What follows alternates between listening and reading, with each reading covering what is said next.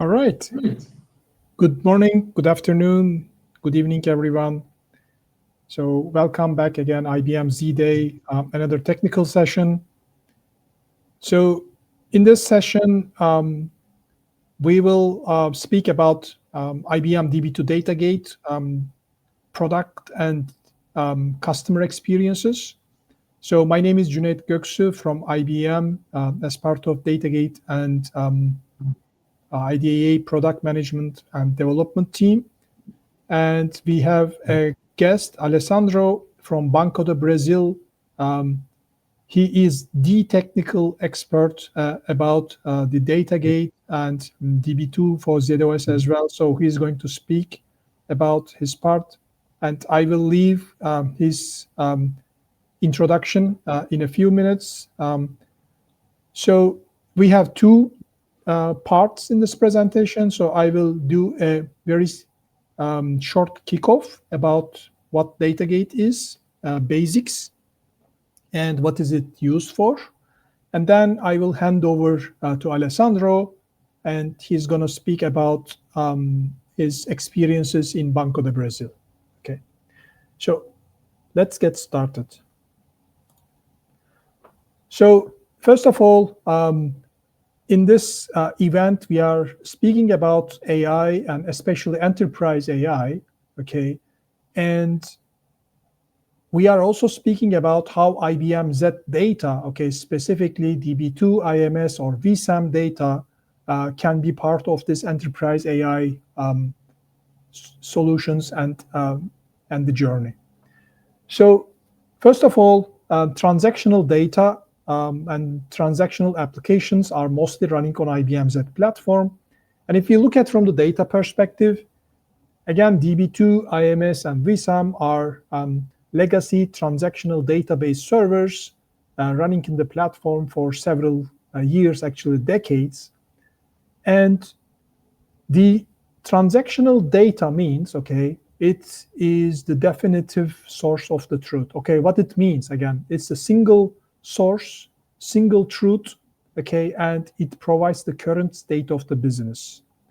And when you look at the transactional data, okay, basically you can see what is going on the organization and what is the latest value of your data, and it shows the business state, okay, of your organization.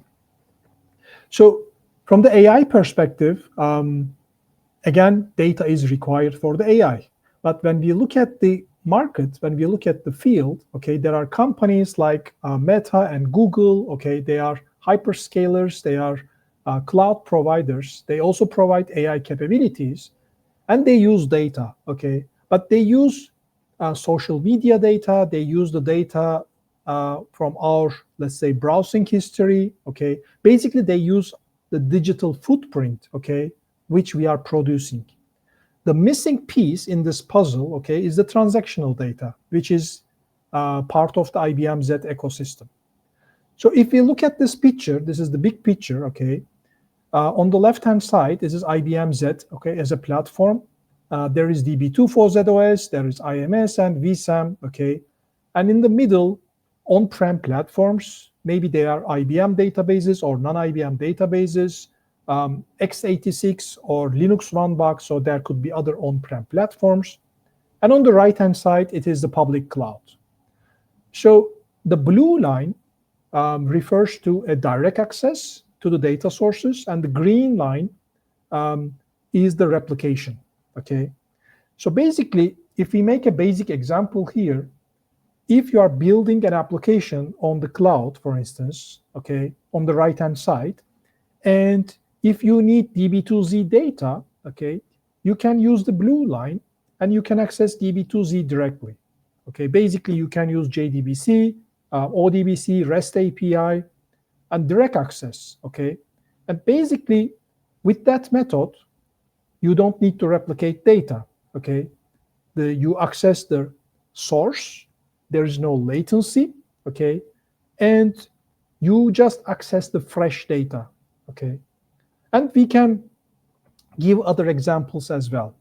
But if there is a case that you want Z data, but you don't want to access the mainframe for different reasons, then you need a replication solution. You need to replicate this Z data somewhere, okay? And then you need to access this replicated read-only replica. So that reflects the green line, okay? So in that section on the bottom, there's a um, product called Datagate, okay, and you see different target flavors. With Datagate, we can replicate DB2, IMS, or VSAM data, okay, to one of those flavors, okay, targets DB2 OLTP, DB2 warehouse, or what's next data. Then the cloud native applications or other applications, on-prem hybrid cloud applications, can access this read-only copy, okay? And the purpose of the Datagate is to create a redundant copy, okay, and make it unidirectional, one-way replication, and keep the data continuously available to those targets. That's the primary mission of the Datagate, okay? And this is a same picture, but from the different perspective, okay? And if you look at those red arrows, okay, there are two different Datagate flavors. In the middle, okay, Datagate, we call it classic Datagate. You can replicate to DB2 warehouse or DB2 OLTP, okay? You can replicate to warehouse for analytic use cases, you can replicate the DB2 OLTP for transactional use cases. And if your final target is a lakehouse, okay, such as IBM lakehouse, what's next data, then you can use Datagate for what's next to replicate IMS, DB2, and VSAM into this target, which is in iceberg table format, okay? So this is pretty much what the Datagate is, okay? And again, this is another view of the Datagate options. And I also would like to highlight two things here. If your source is DB2, okay, you can use integrated synchronization, okay, those green lines for replication protocol. So you can replicate via in-sync in short term, okay, to DB2 OLTP or DB2 warehouse, or you can replicate to iceberg, okay, through Datagate for what's next. Again, this green lines. But if your source is IMS or VSAM, and this is blue line, okay, we use classic CDC in that picture, and we can also replicate these data sources into what's next data. Okay, so this is pretty much what Datagate is and what Datagate does. Okay, and I will now hand over to Alessandro to explain how Banco do Brasil is planning to use Datagate in their infrastructure. Alessandro, please go ahead. Hi, everyone. So I work at Banco do Brasil. I am the responsible for all the data and AI infrastructure, both for on-premises and cloud, for everything. I start working with Db2 OS, so is my specialist. And what's the challenge that we have? So we are in the process to starting using more cloud instead of using so much on premises. And our data is on Z. So we are a huge DB2Z users. We have a transaction database with 23 members, 23, and uh, it's very huge. So and we don't want to stop to use the B2Z. So it's good, it's working fine for us. We have billions of transactions every day, but we need we start to use the cloud for web applications. And the idea is for some cases, we need to have a low latency that today is residing on Z. So if, for example, my cloud is outside of Brazil, or even Brazil is a huge country. So we live in Brasilia, our data center is in Brasilia, is the center, geographic center of Brazil. But most of our cloud providers are on São Paulo, that is about 1,000 kilometers of distance. So for some cases, the latency is a problem. And we are a huge user of IGA here for on-premises. And we start to use IGA on version 2 and before replication, and we start when the application comes on version 3, we start using with CDC. And when we got the integration synchronization from IDA, we migrate to that, and we like it. And we have a huge experience on IDA. So DataGate is like a clone from integration synchronization from IDA. So the idea is we have experience, we know what works and what don't works, and we look at DataGate and see that it's a tool that we can use to clone the data, to replicate the data to the cloud, to be more closer to the applications. So next slide. So what's the DataGate? It's basically an IBM solution that allows mainframe data synchronization to Db2U on Cloud Pak for Data. So you need to use a Db2 on Cloud Pak for Data today, but it's more cloud native. Then you start to use VMs and powers. So using Cloud Pak for Data on OpenShift. One of the benefits is that for the ZOS perspective, you have a high zip eligible for capturing the logs. When we use CDC before, we consume a lot because for IDA, the CDC is local, it's not remote. So the consume for MIPS is very high. So with the DataGate, we can use a lot of zips and just a few MIPS. And Db2, and the replication is done by Db2 itself. So you don't need to have a new started task running on Db2 or on ZOS and need to monitor more one thing and have to install a lot of things. So if you have IDA, basically the product is the same. You just need to do some configurations. And one of the benefits for us is because we have a lot of load log no jobs on mainframe. And when you have load log no, you need to do a full load on IDA or on Db2 unit in the Cloud Pak for Data. And the start proceeds that we have with IDA and now with DataGate is very, very efficient. So we can move a lot of data fast and quickly to redo the loads every time that we have a load log no on Db2. So next slide.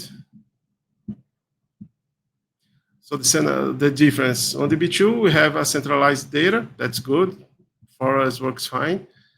But on the cloud, we don't have a mainframe instead of IBM Cloud. So if you want to use AWS, Azure, or Google, we are not able to start a mainframe there and use QHAP, for example. And if we have the application 1,000 kilometers far from our data center, we put a latency that for some cases will be impossible. With DataGate, we have regional application data on the cloud.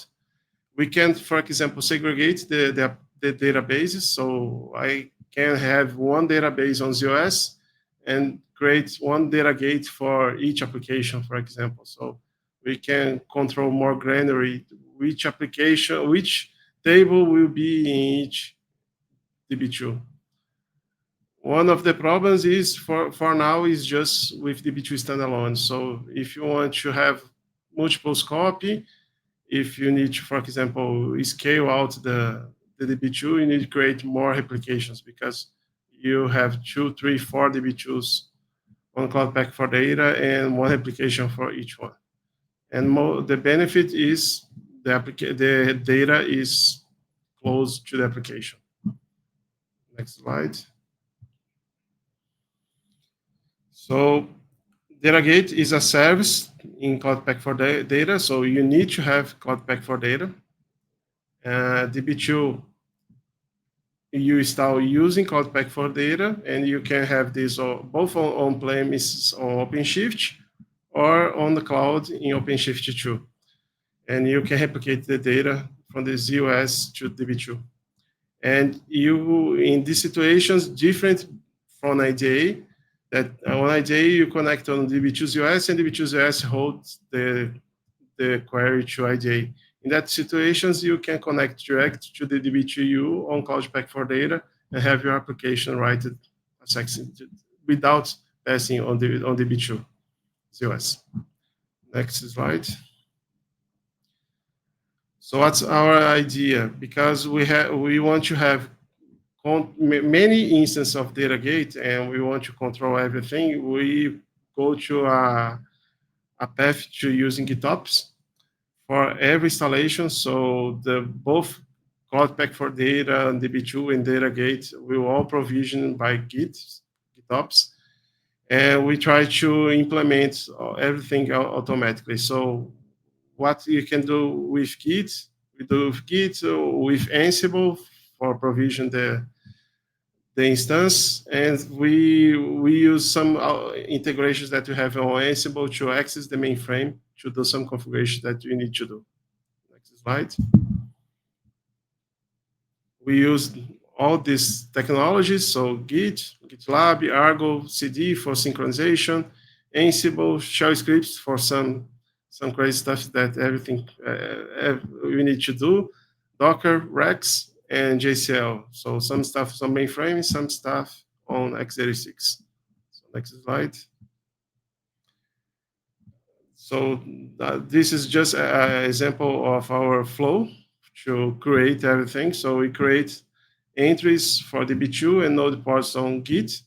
We use Argo CD to sync everything. So Argo CD creates the Db2 instance, the DataGate instance, the ingress ports that you need to use. And after all, we call the Ansible to go to the mainframe and change the configuration or security configuration that you need on page change. And after that, we can create the tables and synchronization that. So next slide. So what's the idea? We want to have at least 2 DataGate indexes for each subset of the table. So for example, I want to replicate the client information, so address. We will create a DataGate for this subset of tables, and we always create 2 DataGates. So one in to have more than one place to go. If for some reasons one fail, we have another. And in that way, we can create, for example, on premises, we can create one in one data center and another in the other data center. So you have 2 Db2U instances in that case, and we have or a load balance or a GSLB to balance the connections from the application. So the idea is the application don't need to know where they are connecting. They just go to a load balance or a GSLB and goes to the best Db2, the close Db2 that is there. And one of the ideas is to use Db2Z as a failover. So if you don't use any Db2U specific queries, we can put the Db2Z in the load balancer and send the query to Db2Z. If for some reasons I have a problem with DataGate. So next slide. This is one example that we did. Is a simple application that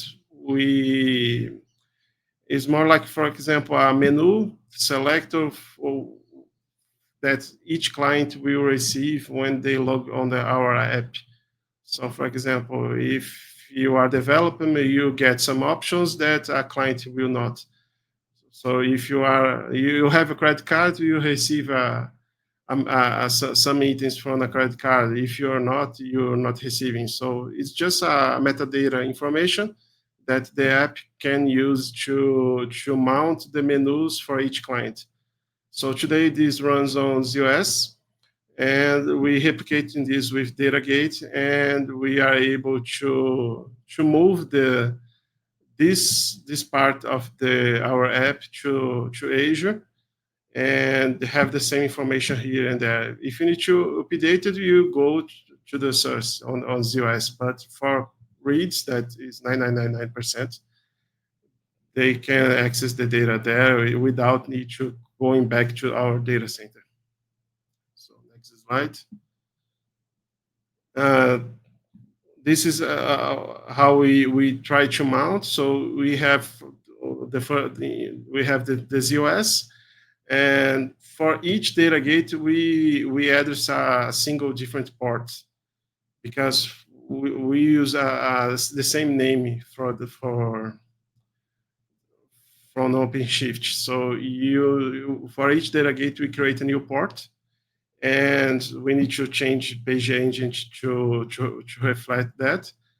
And there we can have the connections for each Db2. So we create an alias on each Db2 to every Db2 can have the same database name, and all the connections can go for everywhere. So next slide. This is from the application side. So if you have application, you want to use Db2 that was a synchronization with Datagate, we just have one URL, one port, and with the load balance, we can send the data, the query for wherever we want. So next slide. So what's the required installation if you want to start with Datagate? It's the same with IDA, so you need to bind some functions, packages, create some store procedures. The SMP is the same of IDA, so if you already have IDA, you don't need to do nothing about that. You need to create some users, because you need a user for reading the logs and for configuring the tool. You need to do grunts and HKF access, so normal stuff. But for us, what was the difficult part is because as we are moving to a cloud-based application, we need to be sure that everything is encrypted.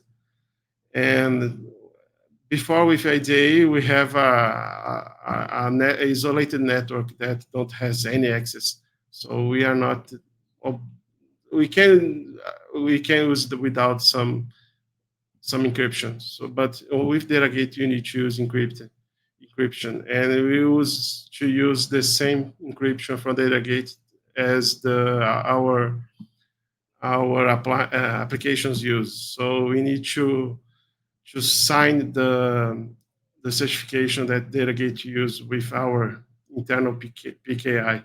So we spend a lot of time to make this working. And one of the things that we face that we use one DC user for every member. We need to change and use a single user for all these members, because for the certificate, for just one certificate be used. Next slide. So what's the idea of Datagate is just a log application. So they go to Db2, get the logs, get the consistent points, and send the data to Db2U. One of the problems that we have is we have a lot of load log node. So if you had something that's not logged, how Datagate will you send the data? So in that case, if the Datagate sees that there's a load log node operation, they will just put the table in error, and we need to provide create some automations to get this information and do a full reload of the table on the Datagate. So next slide. So one of the things that we still planning to do, we are not 100% automating the process. There's some manual points that we're still doing manual, so we need to finish that. We want to create a self-service services for inclusion of the tables and do the permission. So for the application itself can choose which tables they want to put on cloud, use DataGate, and should they are be able to do the permissions of the users by yourself. And we have some new APIs that we need to explore to monitor the solution better, because we want to have multiple data gates. So just the regular UI is not so good for us. But there is API we need to start using to get a better monitor. And one of the things that is difficult is creating index. So today you can create index, but every time that you do a full reload, the indexes are gone. There's an option to put a file with the creating indexes, but it's a manual process. We need to go to an SSH to the pod and load a file inside. So we are trying to create automation to do that, to guarantee that if you do a new load, the indexes will be there. And we are in the process to look at what's X data. We did some POCs. Not solve all the problems that we have, but it's something that our analytic guys are very interested. So if you can use the data gauge to put the ZOS on Iceberg, will be very interesting for our clients. So next slide. So just a small photo. The idea is have the Db2 ZOS on the source, have targets for transactions, Db2 transactions, or for what's X data to using everywhere, so Cloudera, the Databricks, and application itself. So for me, that's it. Thank you. Thank you, Mehmet. Yeah, thank you so much. So let's check the chat window. There were general questions, so I think I answered all of them. Yeah. Well, thank you so much, Alessandro, for being here and for the presentation. I think it was informative. So thank you, everyone. Have a very good day. Thank you all.